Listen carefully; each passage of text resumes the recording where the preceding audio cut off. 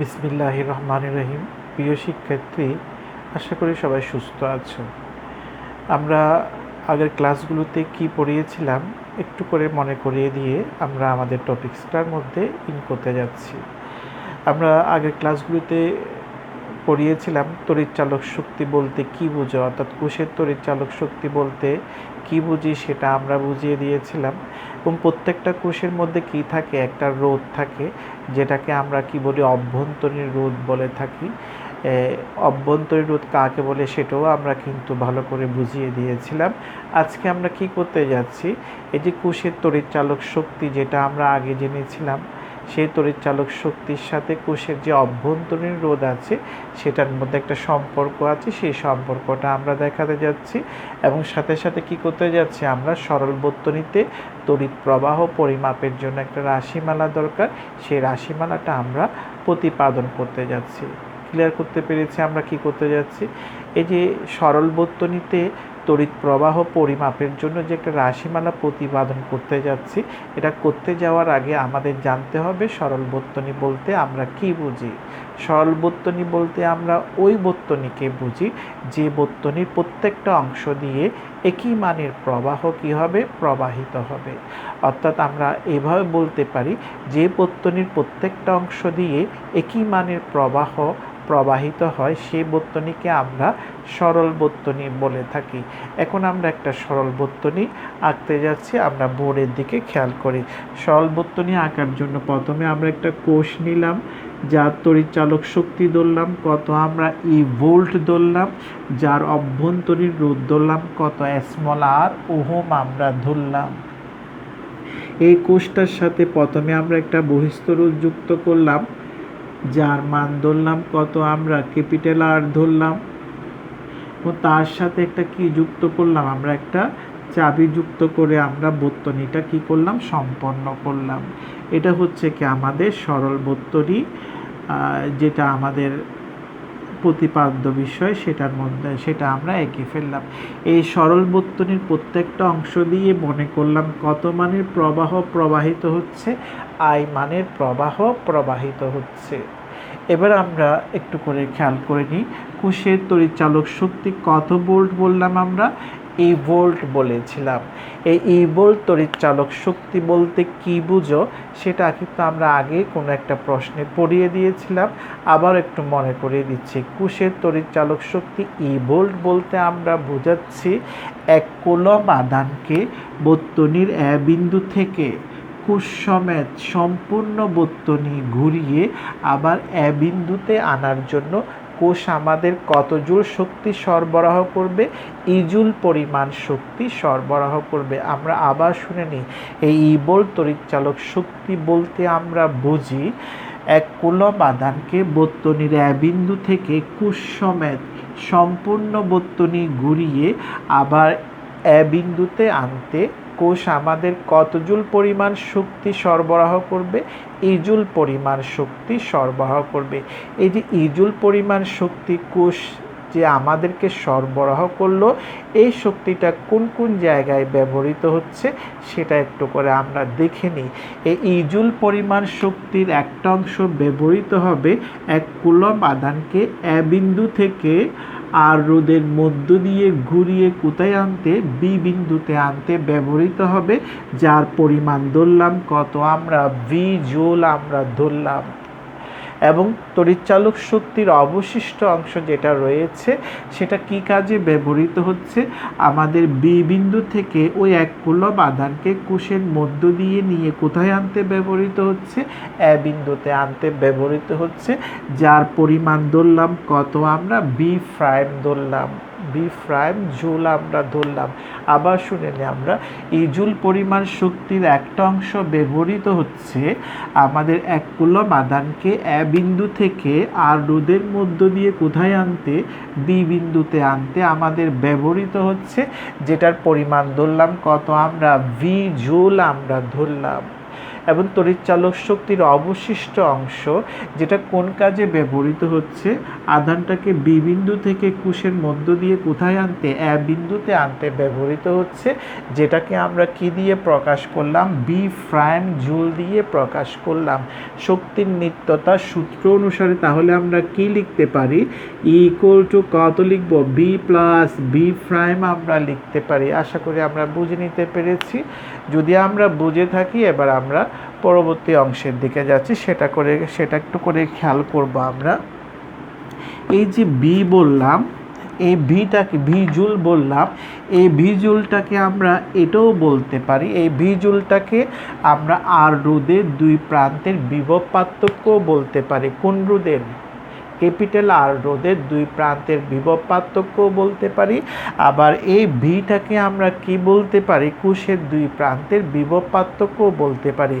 যদি আমরা এই বিকে যদি আর রোধের, ক্যাপিটাল আর রোধের দুই প্রান্তের বিভব পার্থক্য যদি বলে থাকি, তাহলে ওহমের সূত্র অনুসারে আমরা ভি ইকুয়াল টু কত লিখতে পারি, আই ক্যাপিটাল আর আমরা বলতে পারি। আশা করি বুঝে নিতে পেরেছি। এবার আমরা এই যে বি প্রাইম, এই বি প্রাইমকে আমরা কি বলতে পারি, অভ্যন্তরীণ রোধ যেটা আছে, কোষের অভ্যন্তরীণ রোধ যেটা আছে, এই আর রোধের, স্মল আর রোধের দুই প্রান্তের বিভব পার্থক্য বলতে পারি। আবার শুনে নিই, আমরা বি প্রাইমকে কি বলতে পারি, আমরা অভ্যন্তরীণ রোধ যেটা আর ওহম আছে, স্মল আর ওহম আছে, তার দুই প্রান্তের বিভব পার্থক্য বলতে পারি। যদি আমাদের বি প্রাইমটা যদি স্মল আর রোধের দুই প্রান্তের বিভব পার্থক্য হয়, তাহলে ওহমের সূত্র অনুসারে আমরা লিখতে পারি আই ইন্টু স্মল আর আমরা লিখতে পারি। বুঝে নিতে পেরেছি। যদি আমরা বুঝে থাকি, তাহলে এই মানটা এখানে বসিয়ে দিলাম। তাহলে কত হয়ে যাচ্ছে আমরা দেখে নিই। ইকুয়াল টু কত হবে, I capital R plus I কত লিখতে পারি, আমরা স্মল আর লিখতে পারি। আশা করি আমরা বুঝে নিতে পেরেছি। এবার পরের অংশে যাচ্ছি, বা দিয়ে আমরা একটু করে খেয়াল করব। ইকুয়াল টু কত লিখতে পারি, আই যদি কমন নিয়ে ফেলি, তাহলে আমাদের আর প্লাস কত লিখবো, আমরা স্মল আর লিখব। এই অংশটাকে, এই ইকুয়েশনটাকে আমরা কি বলতে পারি, তড়িৎচালক শক্তি এবং অভ্যন্তরীণ রোধের মধ্যে সম্পর্ক বলতে পারি। ক্লিয়ার হয়েছে। এবার আমরা আরেকটু নিচের দিকে যাচ্ছি, তাহলে কি হয় দেখে নিই। আমরা বা দিয়ে যদি লিখি, আই ইকুয়াল টু কত লিখতে পারি, আমরা ই ডিভাইড বাই কত, ক্যাপিটাল আর প্লাস স্মল আর লিখতে পারি। এই ইকুয়েশনটাকে আমরা কি বলতে পারি, সরল বর্তনীতে যে তড়িৎ প্রবাহটা প্রবাহিত হচ্ছে তা পরিমাপের জন্য যে ইকুয়েশনটা দরকার, সেই ইকুয়েশনটা হচ্ছে কোনটা, আই ইকুয়াল টু কত লিখতে পারি, আমরা E divided by R plus small r আমরা লিখতে পারি। তাহলে আমরা আমাদের ইকুয়েশনগুলো আমরা দেখিয়ে দিলাম। এবার যাচ্ছে এই টপিক্সের মধ্যে কিছু জটিল কথাবার্তা আছে, সেগুলো আমরা আস্তে আস্তে করে ব্যাখ্যা করার চেষ্টা করব। এই টপিক্সের মধ্যে প্রথমে যে অংশটা ব্যাখ্যা করতে যাচ্ছি, সেটা একটু করে আমরা খেয়াল করি। এই ইকুয়েশনটাগুলো দরকার হবে। এই ভিকে আমরা কি বলি একটু করে, বিকে আমরা প্রথমে দুইটা নাম দিয়েছিলাম, অর্থাৎ ক্যাপিটাল আর রোধের দুই প্রান্তের বিভব পার্থক্য বলেছিলাম, আরেকটা বলেছিলাম আমাদের কোষের দুই প্রান্তের বিভব পার্থক্য বলেছিলাম। এখন আমরা এই বি এর আরেকটা নাম দিচ্ছি, একটু করে খেয়াল করি। এই যে আমরা ভি জুল যেটা বললাম, কোষের ক্রিয়া থেকে প্রাপ্ত এই বিজুল পরিমাণ শক্তিটা ব্যবহৃত হচ্ছে আধানটাকে কার মধ্য দিয়ে, এ বিন্দু থেকে আর রোধের মধ্য দিয়ে কোথায় নিয়ে আসতে, বি বিন্দুতে নিয়ে আসতে ব্যবহৃত হচ্ছে। কোষের ক্রিয়া থেকে প্রাপ্ত এই বিজুল পরিমাণ শক্তিটা আমাদের আধানটাকে এ বিন্দু থেকে আর রোধের মধ্য দিয়ে ঘুরিয়ে বি বিন্দুতে আনতে ব্যবহৃত হচ্ছে বলে এই ভিটাকে আমরা কি বলতে পারি, প্রান্তীয় বিভব পার্থক্য বলতে পারি, অথবা প্রাপ্ত ভোল্টেজও আমরা বলতে পারি। কি বলতে পারি আমরা, প্রান্তীয় বিভব পতন বা বিভব পার্থক্য বলতে পারি, আবার প্রাপ্ত ভোল্টেজও আমরা বলতে পারি। কোন অংশটাকে, ভি অংশটাকে। ক্লিয়ার হয়েছে? এবার আমরা পরবর্তী অংশ এটাতে যাচ্ছি। কোষের ক্রিয়া থেকে প্রাপ্ত এই বি প্রাইম অংশটা ব্যবহৃত হচ্ছে কোন জায়গায়? আমাদের আধানটাকে বি বিন্দু থেকে কোষের মধ্য দিয়ে কোথায় আনতে? আমাদের এ বিন্দুতে আনতে ব্যবহৃত হচ্ছে। এই অংশটাকে আমরা কি বলি? অভ্যন্তরীণ বিভব পতনও বলতে পারি, অথবা নষ্ট বল বা হারানো ভোল্টেজও আমরা বলতে পারি। ক্লিয়ার হয়েছে? তাহলে এটার নাম দিলাম কি আমরা? প্রান্তীয় বিভব পার্থক্য বা বিভব পতন অথবা প্রাপ্ত ভোল্টেজ। আর এটাকে কি বলেছিলাম? অভ্যন্তরীণ বিভব পতন, নষ্ট ভোল্ট বা হারানো ভোল্টও আমরা বলতে পারি। ক্লিয়ার হয়েছে? তাহলে এখানে একটু করে আমরা খেয়াল করি। ইকুয়াল টু, তাহলে আমরা কি লিখতে পারি? আই ক্যাপিটাল আর প্লাস কত লিখবো? I small R. ক্লিয়ার হয়েছে? এবার ইকুয়াল টু আমরা যদি বা দিয়ে যদি লিখতে চাই, এটার নাম কি দিয়েছিলাম আমাদের মনে আছে? প্রান্তীয় ভোল্টেজ। কি নাম দিয়েছিলাম আমরা? প্রান্তীয় ভোল্টেজ। প্রান্তীয় ভোল্টেজ, প্রান্তীয় ভোল্টেজ, ভোল্টেজ আমরা নাম দিয়েছিলাম। আরেকটা এটার নাম কি দিয়েছিলাম আমরা? বি প্রাইম, অর্থাৎ আই আর এর নাম কি দিয়েছিলাম আমরা? অভ্যন্তরীণ বিভব পতন। অভ্যন্তরীণ বিভব পতন আমরা নাম দিয়েছিলাম। বিভব পতন আমরা নাম দিয়েছিলাম। তাহলে আমরা বুঝতে পেরেছি, অর্থাৎ তড়িৎ চালক শক্তি সমান কি বলতে পারি আমরা? প্রান্তীয় ভোল্টেজ প্লাস কি অভ্যন্তরীণ বিভব পতন আমরা বলতে পারি। আশা করি আমরা বুঝে নিতে পেরেছি। ক্লিয়ার হয়েছে আমাদের? এবার যাচ্ছি আমরা আরেকটা জটিল অংশ আছে এই টপিক্সের মধ্যে, সেটা একটু দেখিয়ে দিতে যাচ্ছি। এই জায়গাটার মধ্যে আশা করি কোনো প্রশ্ন নাই, আমরা পরের অংশে যাচ্ছি। তাও আমাদের এই কি ইকুয়েশনটা দিয়ে কাজ করব আমরা? ইকুয়াল টু কি জানি আমাদের? একটু করে খেয়াল করি আমরা। বি প্লাস বি প্রাইম আমাদের জানা আছে। তাহলে বি ইকুয়াল টু কত? ই মাইনাস কত লিখতে পারি? B prime. তাহলে ভি ইকুয়াল টু কত লিখবো আমরা? ই মাইনাস কত লিখবো? I small r. এবার আমাদের প্রয়োজনীয় কথাগুলো শুনে নিই। যখন আমাদের এই কোষটা মুক্ত অবস্থায় থাকবে, কি অবস্থায় থাকবে? মুক্ত অবস্থায় থাকবে, অর্থাৎ বর্তনীতে যখন কোনো তড়িৎ প্রবাহ চলবে না, তখন আমাদের আই আর ইকুয়াল টু কী লিখতে পারি আমরা? শূন্য লিখতে পারি। আবার খেয়াল করি, কোষটা যখন মুক্ত অবস্থায় থাকবে, বর্তনীতে যখন তড়িৎ প্রবাহ চলবে না, তখন আমরা আই আর ইকুয়াল টু কী লিখতে পারি? শূন্য লিখতে পারি। যদি আই আর ইকুয়াল টু শূন্য হয়, তখন আমাদের বি ইকুয়াল টু কী হয়ে যাচ্ছে? আমাদের ই হয়ে যাচ্ছে। তাহলে এখান থেকে আমাদের কথাগুলো কি আসতেছে একটু করে খেয়াল করি। কোষটা যখন মুক্ত অবস্থায় থাকবে, বর্তনীতে যখন কোনো তড়িৎ প্রবাহ চলবে না, তখন আমাদের কোষের দুই প্রান্তের বিভব পার্থক্যটা কার সমান হবে? তড়িৎ চালক শক্তির সমান হবে। আশা করি বুঝে নিতে পেরেছি। কোষের দুই প্রান্তের বিভব পার্থক্যটা কার সমান হবে? তড়িৎ চালক শক্তির সমান হবে। আর যখন কোষটা যখন বর্তনীতে তড়িৎ প্রবাহ প্রবাহিত করার কাজে ব্যবহৃত হবে, তখন আমাদের কোষের দুই প্রান্তের বিভব পার্থক্য ভিটা কার সমান হবে? তড়িৎ চালক শক্তি থেকে কতটুক পরিমাণ কম হবে? আই আর পরিমাণ কম হবে। কখন হবে? যখন আমাদের কোষটা বর্তনীতে তড়িৎ প্রবাহ প্রবাহিত করার কাজে ব্যবহৃত হবে, তখন আমাদের কোষের দুই প্রান্তের বিভব পার্থক্যটা কার থেকে কম হবে? আমাদের তড়িৎ চালক শক্তি থেকে কতটুক কম হবে? আই আর পরিমাণ, আই স্মল আর পরিমাণ কম হবে। ক্লিয়ার হয়েছে? তাহলে আমরা এই টপিকসটা শেষ করলাম। আমরা পরের টপিকসে যাচ্ছি, সেটা হচ্ছে কোষের সমন্বয়।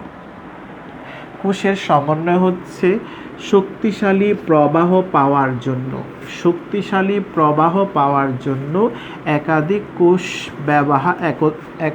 কোষ একত্রে ব্যবহার করাকে আমরা কি বলি? কোষের সমন্বয় বলে থাকি।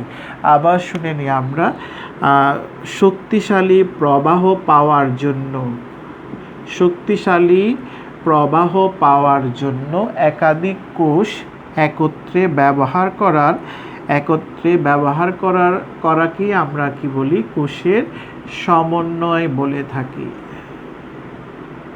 সমন্বয় আমরা বলে থাকি। এই সমন্বয়ও বলতে পারি, কোষের সমবায়ও বলতে পারি, কোষের সন্নিবেশও আমরা বলতে পারি। তাহলে আমরা কোষের সমন্বয় কাকে বললাম? শক্তিশালী প্রবাহ পাওয়ার জন্য একাধিক কোষ একত্রে ব্যবহার করাকে আমরা কোষের সমন্বয় অথবা কোষের সন্নিবেশ অথবা কোষের সমবায় অথবা কোষের সমাবেশও আমরা বলতে পারি। এই কোষের সমন্বয় কয় ধরনের হতে পারে? আমাদের দুই ধরনের হতে পারে, কোষের শ্রেণী সমন্বয় আর কোষের সমান্তরাল সমন্বয়। এখন আমরা যাচ্ছি কোষের শ্রেণী সমন্বয়টা কি দেখানোর জন্য। কোষের শ্রেণী সমন্বয়ের সংজ্ঞা হচ্ছে, আমরা জানি কোষের কয়টা প্রান্ত থাকে? দুইটা প্রান্ত থাকে, একটা হচ্ছে ধনাত্মক আর একটা হচ্ছে ঋণাত্মক। তাহলে আমরা শুনে নিই সংজ্ঞাটা কী রকম। কোষের শ্রেণী সমন্বয়: প্রথম কোষের ঋণাত্মক প্রান্ত দ্বিতীয় কোষের ধনাত্মক প্রান্তের সাথে, দ্বিতীয় কোষের ঋণাত্মক প্রান্ত তৃতীয় কোষের ধনাত্মক প্রান্তের সাথে, তৃতীয় কোষের ঋণাত্মক প্রান্ত চতুর্থ কোষের ধনাত্মক প্রান্তের সাথে, চতুর্থ কোষের ঋণাত্মক প্রান্ত পঞ্চম কোষের কি ধনাত্মক প্রান্তের সাথে। এইভাবে যখন আমরা কোষগুলোকে যুক্ত করব, তখন এই সমবায়কে আমরা কোষের শ্রেণী সমন্বয় বলবো। ক্লিয়ার হয়েছে? আবার শুনে নিই। প্রথম কোষের ঋণাত্মক প্রান্ত দ্বিতীয় কোষের ধনাত্মকের সাথে, দ্বিতীয় কোষের ঋণাত্মক প্রান্ত তৃতীয় কোষের কি ধনাত্মকের সাথে, তৃতীয় কোষের ঋণাত্মক প্রান্ত চতুর্থ কোষের ধনাত্মকের সাথে যুক্ত করে, অর্থাৎ এইভাবে যখন আমরা কোষগুলোকে যুক্ত করব, তখন এই সমবায়কে আমরা কি বলি? কোষের শ্রেণী সমবায়ও বলতে পারি, কোষের শ্রেণী সমন্বয়ও বলতে পারি। আমরা কোষের শ্রেণী সমন্বয়ে যে একটা তড়িৎ প্রবাহ আমরা পাবো, সেই প্রবাহটা আমরা নির্ণয় করতে যাচ্ছি। নির্ণয় করতে গেলে আমাদের একটা সার্কিটের দরকার হবে, সেই সার্কিটটা আমরা আঁকতে যাচ্ছি। মনে করলাম আমরা n সংখ্যক কোষ শ্রেণীতে যুক্ত করলাম। n সংখ্যক কোষ আমরা শ্রেণীতে যুক্ত করলাম, যাদের প্রত্যেকের তড়িৎচালক শক্তি ধরলাম কত? আমরা আস্তে আস্তে করে খেয়াল করব, তো জটিল না, আমরা খেয়াল করলে পেরে যাব, আসলে ঝামেলা না। আমরা কি করলাম? n সংখ্যক কোষ নিলাম, যাদের প্রত্যেকের তড়িৎচালক শক্তি ধরলাম কত? আমরা E ভোল্ট ধরলাম, যাদের প্রত্যেকের অভ্যন্তরীণ রোধ ধরলাম কত? স্মল r ওহম ধরলাম। এই ধরনের আমরা n সংখ্যক কোষকে আমরা শ্রেণীতে যুক্ত করলাম। ওই যে খেয়াল করলে দেখা যাচ্ছে প্রথমটা দ্বিতীয় প্রান্ত, প্রথমটা ঋণাত্মক প্রান্ত দ্বিতীয়টার ধনাত্মকের সাথে, দ্বিতীয়টা ঋণাত্মক প্রান্ত তৃতীয়টার কি ধনাত্মকের সাথে যুক্ত করলাম। এই ধরনের সমাবেশকে আমরা কি বলি? শ্রেণী সমাবেশ বলতে পারি, শ্রেণী সমবায়ও বলতে পারি। ক্লিয়ার হয়েছে? তাহলে আমরা একটু সামনের দিকে যাচ্ছি। অভ্যন্তরীণ বহিস্থ রোধ ধরলাম কত? আমরা ক্যাপিটাল R। এই সমবায়ের কারণে এখানে যে একটা প্রবাহ হচ্ছে সেটা ধরলাম কত? আমরা IS ধরলাম। ক্লিয়ার হয়েছে? এবার আমরা যাচ্ছি, আস্তে আস্তে করে খেয়াল করি। এই যে n সংখ্যক তড়িৎচালক শক্তি, n সংখ্যক কোষ আমরা যে শ্রেণীতে যুক্ত করলাম, যাদের প্রত্যেকের তড়িৎচালক শক্তি কত ধরেছিলাম? আমরা E ধরেছিলাম। এই E তড়িৎচালক শক্তি বিশিষ্ট n সংখ্যক কোষ শ্রেণীতে যুক্ত করার কারণে যে একটা তুল্য তড়িৎচালক শক্তি আমরা পাবো, সেটার মান ধরলাম কত? আমরা ES ধরলাম। অর্থাৎ কোষগুলোর তুল্য তড়িৎচালক শক্তি ধরলাম কত? আমরা ES ধরলাম। ক্লিয়ার হয়েছে? এই প্রত্যেকটা কোষের মধ্যে আবার কে আছে? আমাদের অভ্যন্তরীণ রোধ আছে। যেহেতু কোষগুলো আমাদের শ্রেণীতে যুক্ত, সুতরাং কোষের সাথে যে অভ্যন্তরীণ রোধ আছে সেগুলো কিভাবে যুক্ত? আমাদের শ্রেণীতে যুক্ত। সেই অভ্যন্তরীণ রোধগুলোর শ্রেণী সমবায়ে তুল্য রোধ যদি আমরা কত লিখি? RS যদি লিখি, আর এস যদি লিখি এবং এই কোষের কারণে বর্তনীতে প্রবাহিত প্রবাহ মাত্রা যদি আমরা আই এস যদি লিখি, তাহলে আই এস ইকুয়াল টু কত লিখতে পারি একটু করে খেয়াল করব। আই এস ইকুয়াল টু আমরা ES divided by R plus কত লিখব, আর এস লিখব। কোত্থেকে লিখলাম, মুখস্থ লিখলাম না, ওই যে আমরা একটা ইকুয়েশন কিছুক্ষণ আগে বের করেছি, আই ইকুয়াল টু কত আমাদের E divided by R plus কি লিখবো স্মল আর, এই ইকুয়েশন থেকে লিখেছি।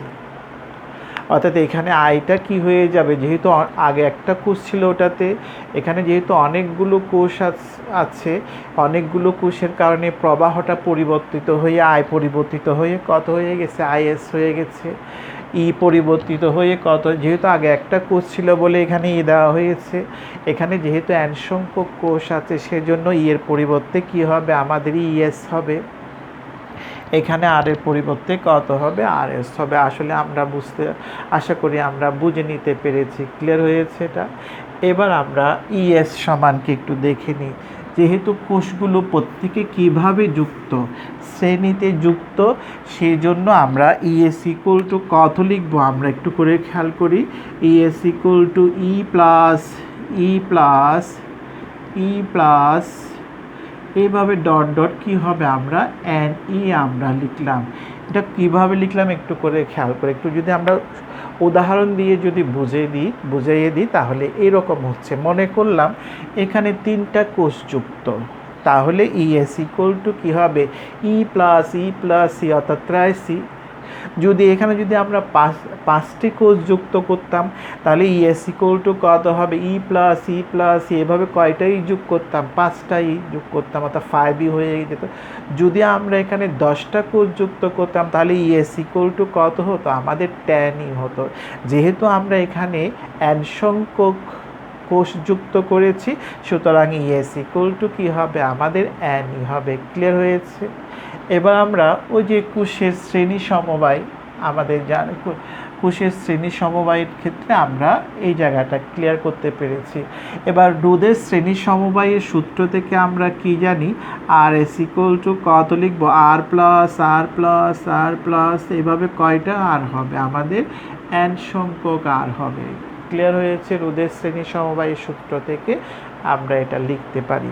এই মানগুলো যদি আমরা লিখতে পারি তাহলে আই এস ইকুয়াল টু কত হয়ে যাচ্ছে আমাদের, ই এর জায়গায় কত লিখবো আমরা এন ই লিখবো, আর এর জায়গায় আর আছে, এখানে আমরা এন আর আমরা লিখতে পারি। এতটুকু বুঝে নিতে পেরেছি।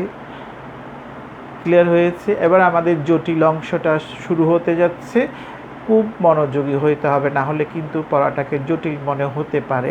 সেই জন্য আমরা এর পরের অংশটা মনোযোগ সহকারে খেয়াল করব। এবার যাচ্ছি আমরা, এই যে আমরা বহিস্থ রোধ ধরলাম ক্যাপিটাল আর, এই ক্যাপিটাল আরটা যদি কার তুলনায় স্মল আর এর তুলনায় অর্থাৎ এন আর এর তুলনায় যদি অনেক অনেক বড় হয়, কার তুলনায় এন আর এর তুলনায়, অভ্যন্তরীণ রোধের তুলনায় যদি এই ক্যাপিটাল আরটা যদি অনেক অনেক বড় হয়, তাহলে আমরা এই এন আর অংশটাকে কি করতে পারবো, উপেক্ষা করতে পারবো। আবার শুনে নিই আমরা, এই যে ক্যাপিটাল আর যেটা আছে এটা যদি স্মল আর এর তুলনায় কি হয় আমাদের অনেক অনেক যদি বড় হয়ে যায়, তাহলে আমরা এন আর টার্মটাকে কি করতে পারবো, আমরা উপেক্ষা করে নিতে পারবো। যখন আমরা উপেক্ষা করব তখন আমাদের ইকুয়েশনটা কি হয়ে যাচ্ছে, আই এস ইকুয়াল টু কত হবে আমাদের এন ই ডিভাইডেড বাই কত লিখবো আমরা আর লিখবো।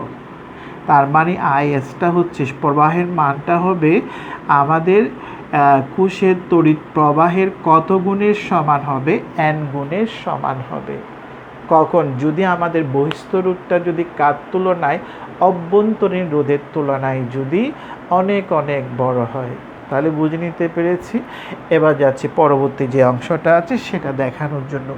যদি আমাদের বহিস্থ রোধটা যদি স্মল আর এর তুলনায় যদি কি হয়, ছোট হয়, কে ছোট হলে এই বহিস্থ রোধ যেটা আছে অর্থাৎ আমাদের স্মল আরটা যদি কার তুলনায় যদি বড় হয়ে যায় আমাদের বহিস্থ রোধ যেটা আছে ক্যাপিটাল আর এর তুলনায় যদি বড় হয়ে যায়, তখন আমরা এই ক্যাপিটাল আরটাকে কি করতে পারবো, উপেক্ষা করতে পারবো। যদি আমরা ক্যাপিটাল আরটাকে যদি উপেক্ষা করি, তাহলে আমাদের ইকুয়েশনটা কী রকম দাঁড়াচ্ছে একটু করে দেখে নিই। আমাদের ইকুয়েশনটা তখন, অর্থাৎ আমাদের মূল ইকুয়েশন হচ্ছে কোনটা, আইএস ইকুয়াল, আমি এখানে একটু লিখে দেখছি, আমরা আর প্লাস কত লিখবো, এন ইন্টু স্মল আর।